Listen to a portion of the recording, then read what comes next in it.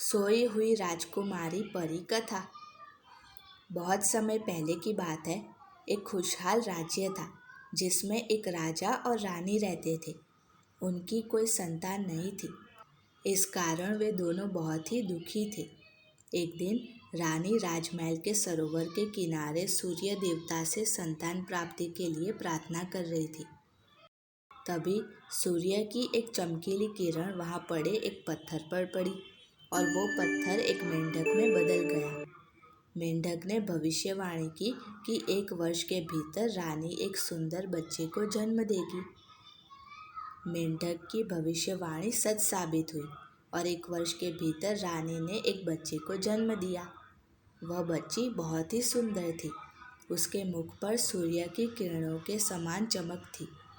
राजा रानी छोटी सी राजकुमारी को देखकर खुशी से झूम उठे। उन्होंने उसका नाम मेघना रखा। मेघना के जन्म की खुशी में राजमहल में एक बड़े भोज का आयोजन किया गया, जिसमें राज्य की संपूर्ण प्रजा आमंत्रित थी। सुनहरे वन में रहने वाली परियों को भी उसमें आमंत्रित किया गया था। सुनहरे वन में 13 परियां रहती थी, लेकिन राजा रानी से एक गलती हो गई। उन्होंने सिर्फ 12 परियों को ही आमंत्रित किया। 13वीं परी को आमंत्रित करना वे भूल गए। राजभोज बहुत धूमधाम से संपन्न हुआ। उपस्थित लोगों ने मेघना को ढेरों उपहार और आशीर्वाद दिए। जब परियों की बारी आई तो उन्होंने जादू से न सिर्फ मेघना को अनमोल उपहार दिए, बल्कि कई जादुई आशीर्वाद भी दिए। किसी ने बुद्धिमत्ता का, किसी ने सुंदरता का, किसी ने दयालुता का, तो किसी ने धन का आशीर्वाद दिया। यह सिलसिला 11वीं परी तक चलता रहा। अंत में जब 12वीं परी की बारी आई तो उसके आशीर्वाद देने के पहले ही 13वीं परी वहां आ गई। 13वीं परी राजा रानी द्वारा उसे राजभोज में आमंत्रित न किए जाने के कारण बहुत गुस्से में थी।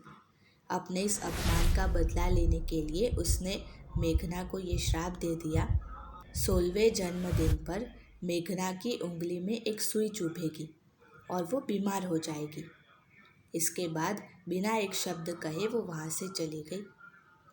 13वीं परी के इस श्राप को सुनकर राजा रानी दुखी हो गई। दोनों ने परियों से इसे समाप्त करने का निवेदन किया, लेकिन परियों ने उन्हें बताया कि दिया गया श्राप समाप्त नहीं किया जा सकता। ये सुनकर वे और ज़्यादा दुखी हो गई। तब 12वीं परी सामने आई। उसका आशीर्वाद अभी शेष था। उसने राजा से कहा, यह सत्य है कि 13वीं परी के श्राप को मैं समाप्त नहीं कर सकती, लेकिन अपने आशीर्वाद से उसे कम अवश्य कर सकती हूँ। उसने मेघना को आशीर्वाद दिया कि 16वें जन्मदिन पर वह सुई चुभने से बीमार नहीं होगी, बल्कि 100 वर्षों के लिए एक गहरी नींद में सो जाएगी। राजा ने 12वीं परी को धन्यवाद दिया, लेकिन रानी अभी भी उदास थी। उसने परी से कहा, मेरी इच्छा है कि मैं मेघना का विवाह किसी सुंदर और वीर राजकुमार के साथ होते हुए देखूं। रानी की बात सुनकर 12वीं परी ने कहा, मेघना के सोने के कुछ देर बाद राजा रानी सहित राज्य की सारी प्रजा और पशु पक्षी भी सो जाएंगे।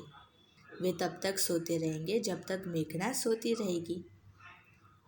मेघना की नींद तभी खुलेगी जब एक सच्चा प्यार करने वाला राजकुमार आएगा। इसके बाद सभी परियां वहां से चली गई। 12वीं परी के आशीर्वाद से राजा रानी को कुछ राहत अवश्य मिली, लेकिन अब भी वे मेघना के भविष्य को लेकर चिंतित थे।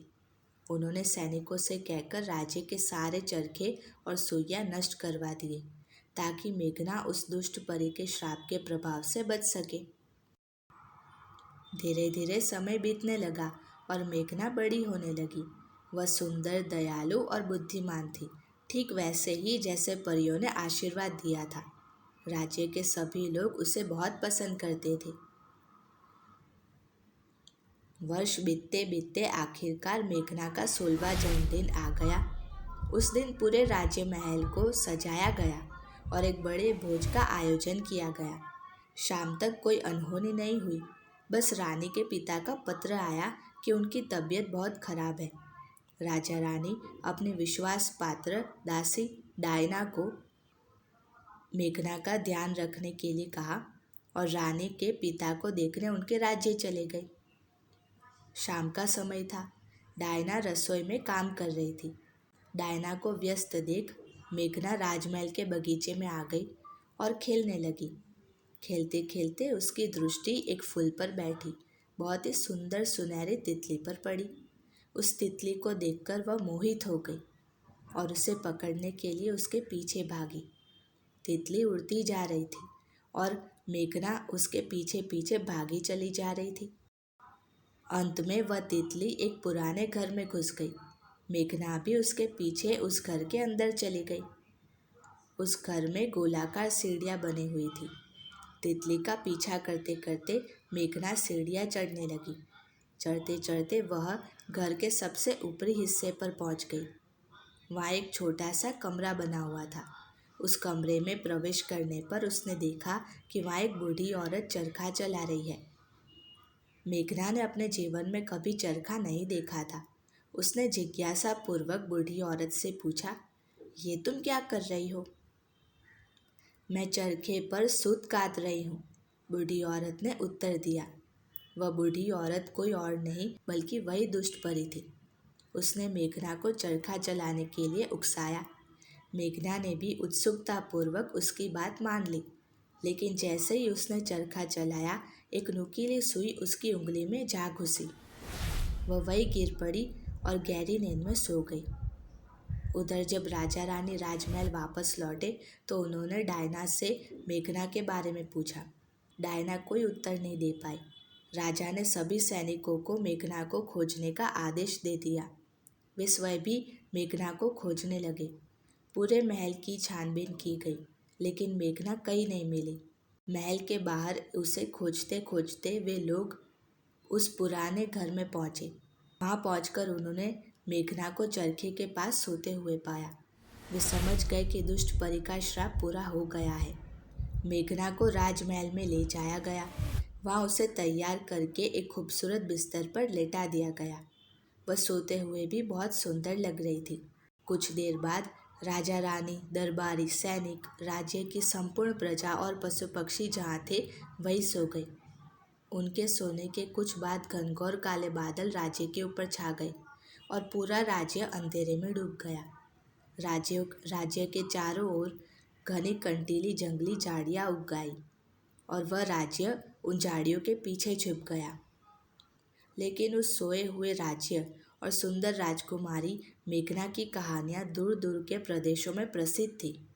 कई राजकुमार मेघना को पाने की आशा में उस सोए हुए राज्य को ढूंढने जाते, लेकिन उन कंटीली मजबूत झाड़ियों को पार करने में सफल नहीं हो पाते। धीरे धीरे राजकुमारों ने वहां जाना छोड़ दिया। कुछ वर्षों बाद एक दिन वीर नाम के राजकुमार ने जब सोती हुई राजकुमारी की कहानी सुनी तो वह मन ही मन उससे प्रेम कर बैठे। उसने उस राज्य का पता लगाने का निश्चय किया। वह मेघना को नींद से जगाना चाहता था और उस राज्य की खुशहाली फिर से वापस लाना चाहता था। जब राजकुमार वीर के पिता को यह पता चला तो उन्होंने वहां जाने के खतरे को देखते हुए उसे रोकने का प्रयास किया, लेकिन वीर नहीं माना और वह उस राज्य को खोजने के लिए निकल पड़ा। कई दिनों की यात्रा के बाद वह उस राज्य के सामने पहुंचा। उस दिन मेघना को सोए हुए 100 वर्ष पूर्ण हो चुके थे। राजकुमार ने राज्य के चारों ओर कंटीली झाड़ियों का जाल देखा, लेकिन वह बहादुर था। उसके तलवार से सारी झाड़ियाँ काट दी और राज्य में घुसने का रास्ता बना लिया। वह राज्य के अंदर पहुंचा। वहां उसने देखा कि जो जहाँ है वही सोया पड़ा हुआ है। राजमहल के द्वार पर उसने दरबारों को भी सोते हुए पाया। महल के अंदर राज दरबार में पहुंचने पर उसने राजा रानी और दरबारियों को भी सोते हुए पाया। वह महल में घूमता रहा और अंत में उस कमरे में पहुंचा जहां मेघना सोई हुई थी। वह जैसे ही अंदर गया उसके बाद उस दुष्ट परी का श्राप टूट गया और मेघना नींद से बाहर आ गई। दोनों कमरे से बाहर निकलकर राज दरबार पहुंचे। वहाँ उन्होंने देखा कि राजा रानी और सभी दरबारी नींद से जाग चुके थे। उन्होंने मेघना और राजकुमार वीर का स्वागत किया। राजा रानी बहुत प्रसन्न थे। उन्होंने 2 दिन बाद मेघना और राजकुमार वीर के विवाह की घोषणा कर दी और 2 दिन बाद उन दोनों की शादी हो गई। तो दोस्तों, आई होप कि आपको ये कहानी अच्छी लगी हो। अगर आपको ये कहानी पसंद आई है तो प्लीज़ मेरी चैनल को लाइक, शेयर और सब्सक्राइब ज़रूर से कर दीजिएगा। तो मिलते हैं अगले वीडियो में, तब तक के लिए गुड बाय। जय श्री कृष्ण।